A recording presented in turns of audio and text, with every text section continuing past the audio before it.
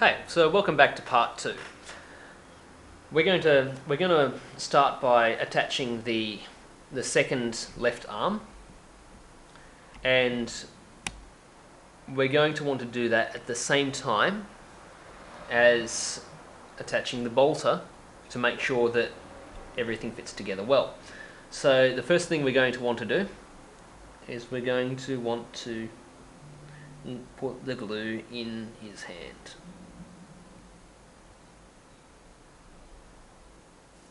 And glue the bolt gun, as you can see, together like so. The plastic glue seems to be holding, but it'll be a while before it dries, so now gives us some time to adjust the fit. As you can see, his fingers are coming off a little bit. I'm going to make it look like he's gripping the bolt gun a little bit more. Like so. His thumb will be far less noticeable, so if there's a little bit of a gap there at the back of the model, out of eye line, it's not going to matter so much. So let's, while that's happening, quickly check the fit.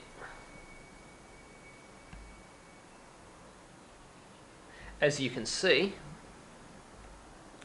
when that's like that, make a couple of adjustments. Now we're going to attach glue to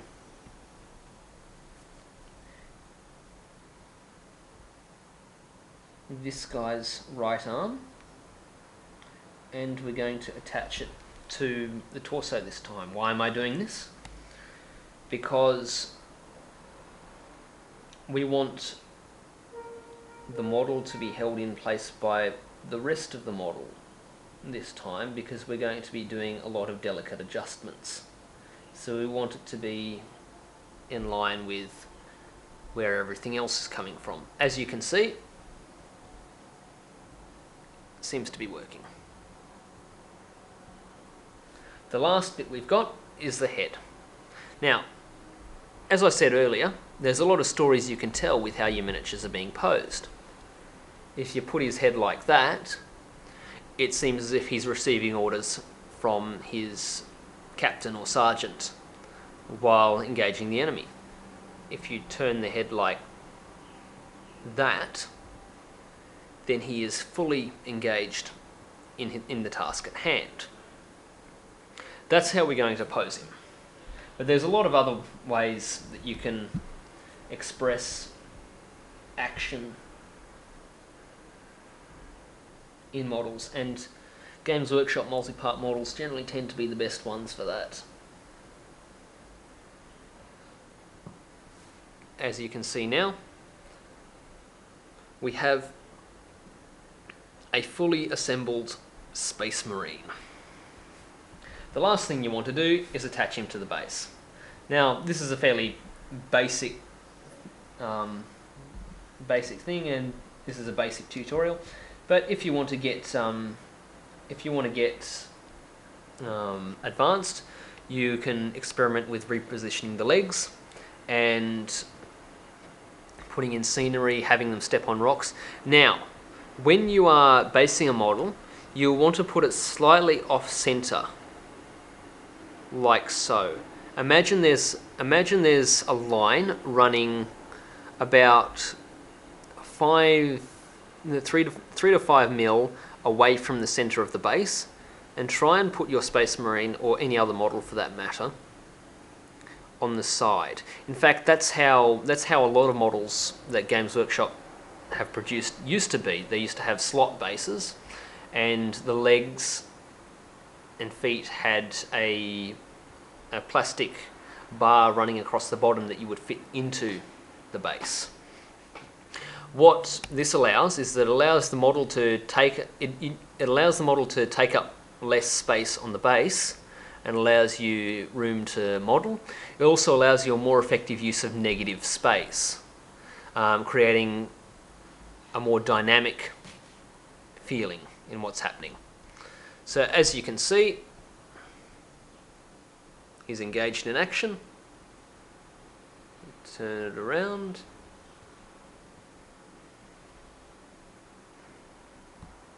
so. Hope this helps, and just remember that there's a lot of resources you can use.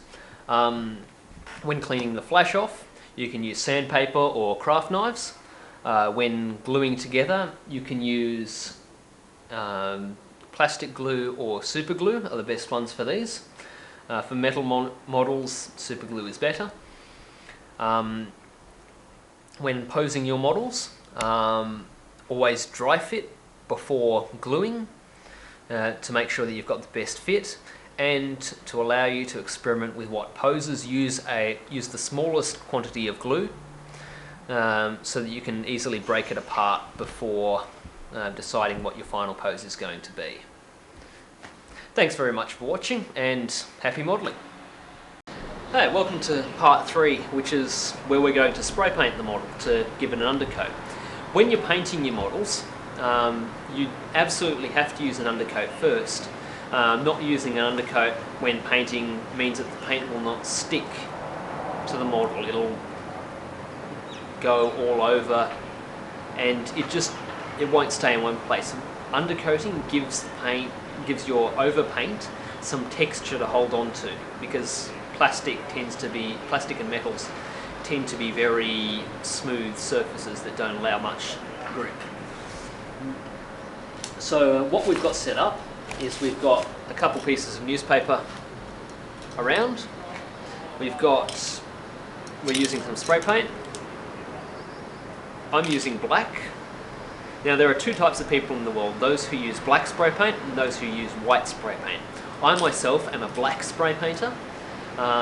It's better for dark colours, for armour and weapons, and for clothing and doing shades from light to dark, from dark to light in folds of fabric.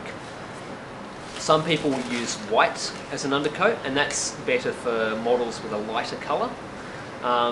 It's honestly 6 of one, half a dozen of the other, but if you're painting white onto a black undercoat, oftentimes you'll have to use a number of coats to get an even colour. So keep that in consideration when deciding what colours you're going to paint your model. So what we're doing here is we're making sure we've got a lot of room first up. Now there are two types of ways that you can undercoat. You can undercoat by putting your model on a set of newspapers and just giving it a go, or you can hold it up to allow you to get into the recesses. If you're holding the model, you would often want to be using a set of pliers or a tool that you would specifically use for undercoating. It allows you to get into the bottom that you wouldn't normally be able to do just having it down on there. But at the same time, it can send paint everywhere. You can't control where it goes unless you're really good at it. The technique that I've used most often is I've left the model on the newspaper, and I've just given him a spray over like so. It means that the bottom of the model isn't going to be coated.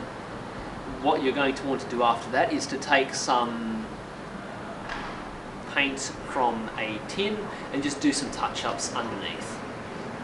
So without further ado, we're going to go at it. Now, what I'm doing is I'm keeping it at a fair distance to make sure that it doesn't clump the paint around.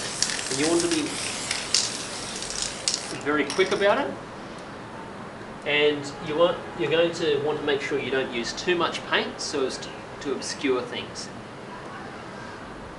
As you can see, it tends to dry fairly quickly, but I tend to leave it for about 15 minutes just to make sure that the undercoat is complete, and because I'm also a bit lazy like that and like to do other things while I'm waiting. Either way, however you decide to do it, that's your miniature undercoated, and it's now ready for you in 15 minutes to paint whatever colours you'd like onto it. As for techniques like shading, dry brushing, all that sort of stuff, those are technical skills that they are beyond my ability to instruct on, but I encourage you to check out wherever you can to find people who can teach you how to do that more effectively. Thanks very much for watching, and hope your modelling goes well.